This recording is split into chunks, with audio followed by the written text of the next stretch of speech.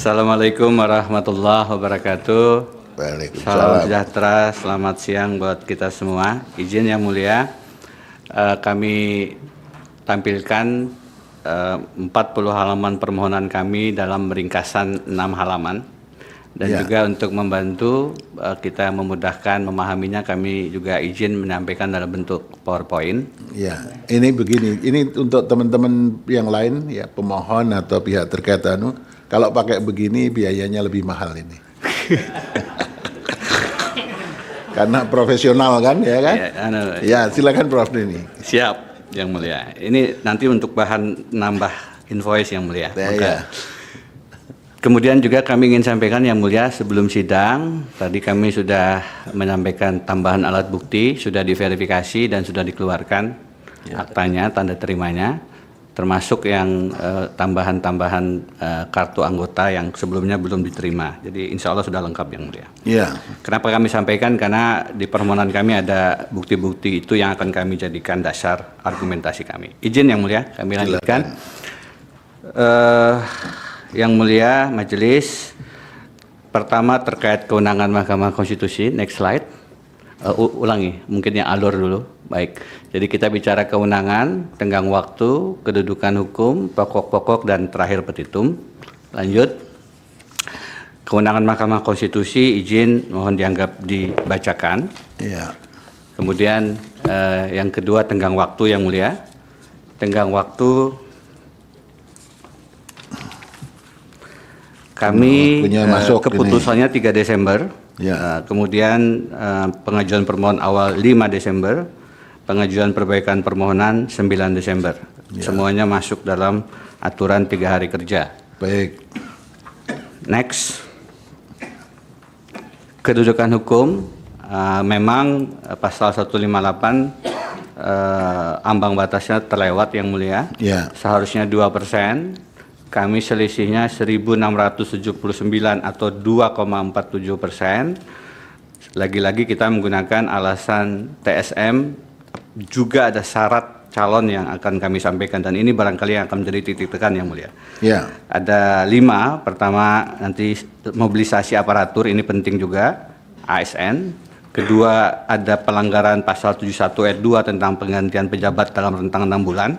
Ya. Yang ketiga, penyalahgunaan kekuasaan yang menguntungkan paslon 3 petahana, pihak terkait, politik uang, dan pelanggaran lainnya yang akan kami jelaskan. Next slide.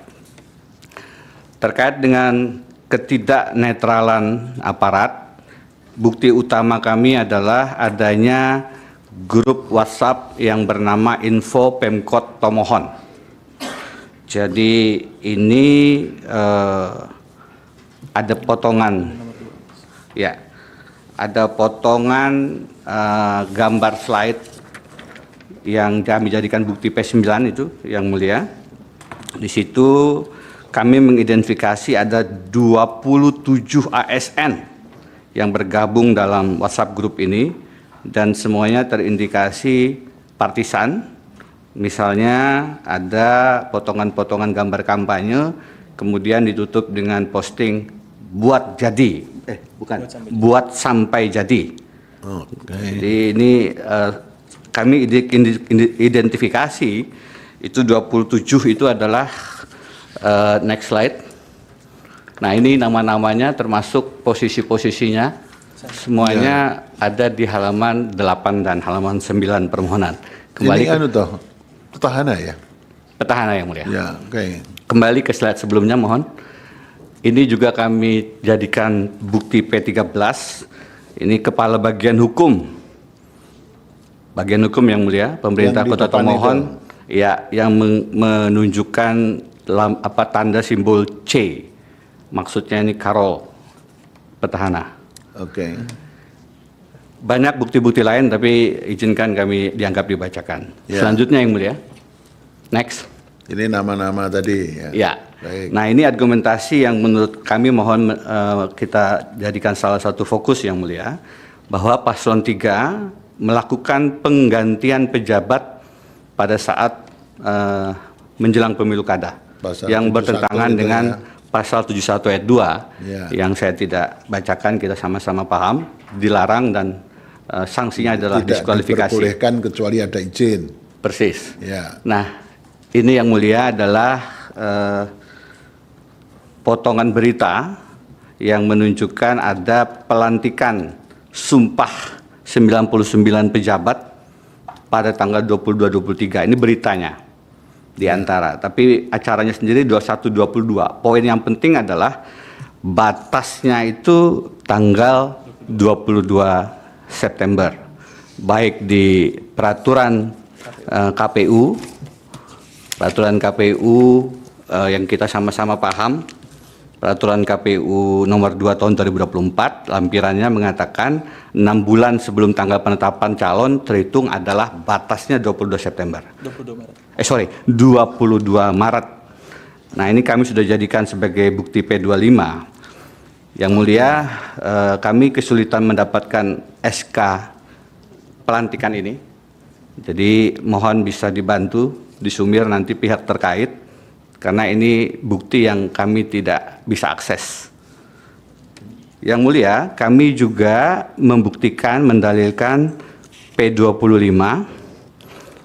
P25 ini adalah surat Menteri Dalam Negeri nomor sekian, tanggal 29 Maret, yang di situ Menteri menegaskan bahwa ada pasal 171 ayat 2 yang harus diperhatikan. Lagi-lagi tanggal 22 Maret adalah batas waktunya. Di P26, ini kami buktikan Pak, yang mulia, suratnya. Kemudian selanjutnya, di P26, setelah menerima kelihatannya, yang mulia, petahana kemudian mengeluarkan pembatalan. Pembatalan itu ada kami dapatkan. Jadi kalau pelantikannya kami nggak dapat, yang mulia. Tapi kalau pembatalannya 136 tahun 2024 keputusan wali kota itu bisa diakses. Pembatalan dilakukan oleh petahana, tetapi yang menarik, yang mulia, di P26 ini juga yang dibatalkan hanya 19 dari di 22 Maret itu pelantikannya 99 orang.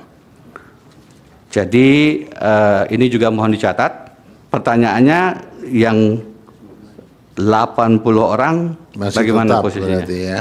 Betul. 80. Persis, yang mulia. Oke. Itu kami buktikan di P26 dan juga bukti-bukti lain. Ini yang merespon kalau gini, ini KPU sekaligus pihak terkait ini harus merespon ini. Siap, yang mulia. Ya. Next slide.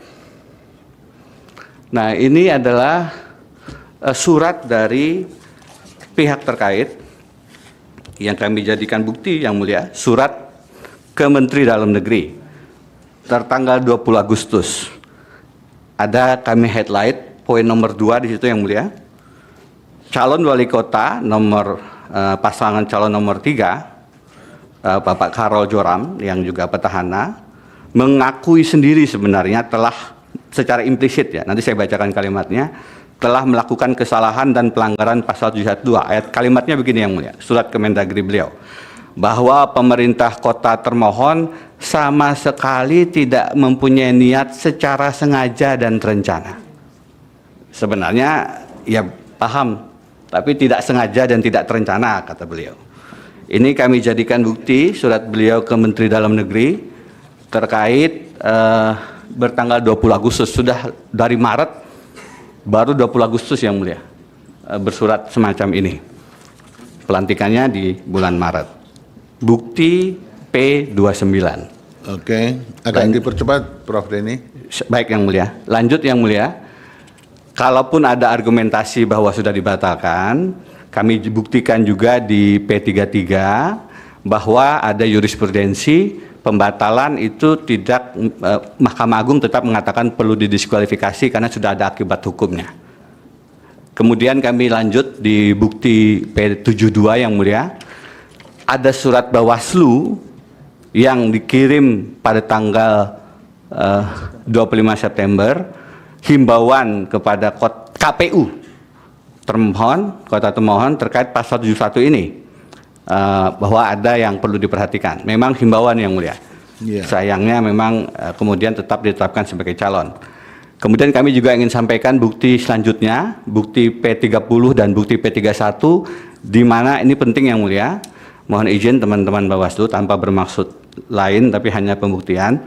P30 di sini sebelum penetapan sebenarnya sudah diajukan laporan, ada tanda bukti pelaporannya, tapi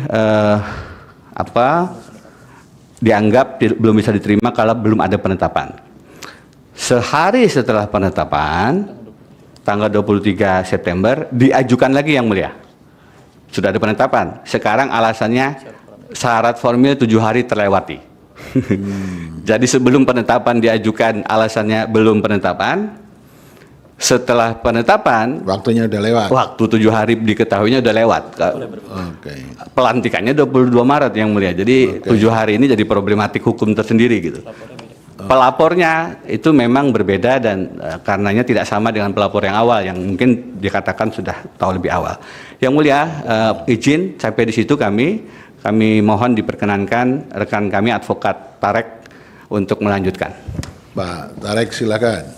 Yang mulia Majelis Hakim Konstitusi, kemudian dalil kami yang ketiga terkait paslon 3 petahana menyalahgunakan kewenangan fasilitas pemerintah kota termohon demi keuntungan elektoralnya sebagai peserta pemilu kada kota termohon, sehingga sudah seharusnya didiskualifikasi sebagai pasangan calon wali kota dan wakil wali kota termohon. Dalil ini kami bagi ke dalam 3 bagian argumentasi. Yang pertama, slide 13, penyalahgunaan fasilitas pemerintah kota termohon berupa rumah dinas wali kota untuk pemenangan paslon 3 petahana. Yang kedua, penyalahgunaan program bantuan sosial dan bantuan lainnya dengan menyertakan citra diri untuk keuntungan elektoral paslon 3 petahana. Yang ketiga, terakhir, penyalahgunaan kewenangan dengan memberhentikan atau non-job tenaga kontrak dan pelindung masyarakat yang enggan mendukung paslon 3 petahana. Sebagaimana kami buktikan dalam bukti P35, 36 sampai dengan P43, kemudian P44 sampai dengan P46.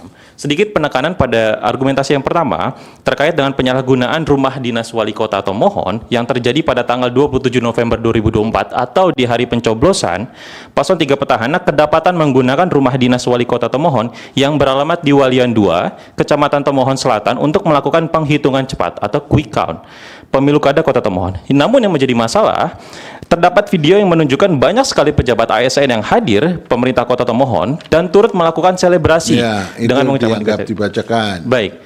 Kemudian dalil kami yang keempat terkait praktik politik uang, money politics yang dilakukan oleh paslon 3 petahana untuk mendokrak suara pada prinsipnya. Itu narasinya dianggap dibacakan. Baik. Kemudian dalil kami yang kelima dan terakhir yaitu pemungutan suara ulang di beberapa TPS di seluruh kecamatan sekota Tomohon karena telah dikondisikan untuk memenangkan paslon 3 selaku petahana. Pada dasarnya pada pelanggaran-pelanggaran di atas berupa praktik politik uang, praktik curang politik uang, money politics, mobilisasi ASN, penyalahgunaan kewenangan dan program serta penggantian pejabat, perolehan suara di seluruh kecamatan di Kota Tomohon dilaksanakan dengan melanggar prinsip pemilihan umum yang luber, jurdil dan demokratis. Baik, selanjutnya mungkin ditutup dengan petitum yang mulia Majelis Hakim Konstitusi halaman 37 sampai 39 perbaikan permohonan kami. Berdasarkan seluruh uraian sebagaimana tersebut di atas, pemohon memohon kepada Mahkamah Konstitusi untuk menjatuhkan putusan sebagai berikut. Tadi Prof Denny sudah bismillah, kamu belum bismillah. Bismillahirrahmanirrahim. Yang pertama, mengabulkan permohonan pemohon untuk seluruhnya. Yang kedua, membatalkan keputusan Komisi Pemilihan Umum Kota Tomohon nomor 557 tahun 2024 tentang penetapan hasil pemilihan wali kota dan wakil wali kota Tomohon tahun 2024 yang ditetapkan pada hari Selasa, tanggal 3 Desember 2024 pukul 3 WITA sepanjang untuk perolehan suara pasangan calon nomor urut 3 atas nama Karol Joram Azarias Senduk, SH, dan Sandy Gladys Adolfina Rumajar SE, MIKOM di Kelurahan Matani 1, Kecamatan Tomohon Tengah, Kelurahan Lahendong, Kecamatan Tomohon Selatan, Kelurahan Woloan 1, Kelurahan Woloan 3, dan Kelurahan Tara-Tara 3, Kecamatan Tomohon Barat, Kelurahan Kayawu dan Kelurahan Wailan, Kecamatan Tomohon Utara, dan Kelurahan Durukan 1, Kecamatan Tomohon Timur. Ketiga, menetapkan perolehan suara hasil pemilihan wali kota dan wakil wali kota Tomohon tahun 2024 dalam keputusan Komisi Pemilihan Umum Kota Tomohon nomor 557 tahun 2024 tentang penetapan hasil pemilihan wali kota dan wakil wali kota Tomohon tahun 2024 yang ditetapkan pada hari Selasa tanggal 3 Desember 2024 pukul 3 WITA sebagaimana mohon dianggap dibacakan. 4. Memerintahkan kepada Komisi Pemilihan Umum Kota Tomohon untuk melaksanakan putusan ini. Atau yang pertama, mengabulkan permohonan pemohon untuk seluruhnya. Yang kedua, membatalkan keputusan Komisi Pemilihan Umum Kota Tomohon nomor 557 tahun 2024. Selanjutnya mohon dibacakan. Yang ketiga, mendiskualifikasi pasangan calon nomor urut 3 atas nama Karol Zoram Azarias Senduk SH dan Sandy Gladys Adolf Rumajar SEMIKOM sebagai peserta pemilihan wali kota dan wakil wali kota Tomohon tahun 2024. Yang keempat, menetapkan perolehan suara hasil pemilihan wali kota dan wakil wali kota Tomohon tahun 2024 dalam keputusan Komisi Pemilihan Umum Kota Tomohon nomor 557 tahun 2024 yang selanjutnya mohon dianggap dibacakan. Yang kelima, memerintahkan kepada Komisi Pemilihan Umum Kota Tomohon untuk melaksanakan putusan ini.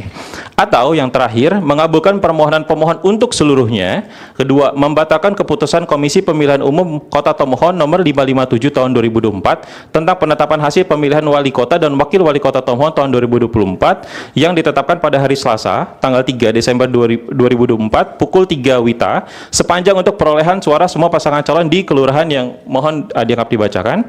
Ketiga, memerintahkan Komisi Pemilihan Umum Republik Indonesia untuk mengambil alih dan melaksanakan pemungutan suara ulang pemilihan wali kota dan wakil wali kota Tomohon tahun 2024 di daerah-daerah yang mohon disebutkan dalam waktu paling lama 30 hari setelah putusan ini ditetapkan. Keempat, memerintahkan kepada Komisi Pemilihan Umum Republik Indonesia untuk melaksanakan putusan ini, atau apabila Mahkamah Konstitusi berpendapat lain, mohon putusan yang seadil-adilnya ex aequo et bono. Terima kasih.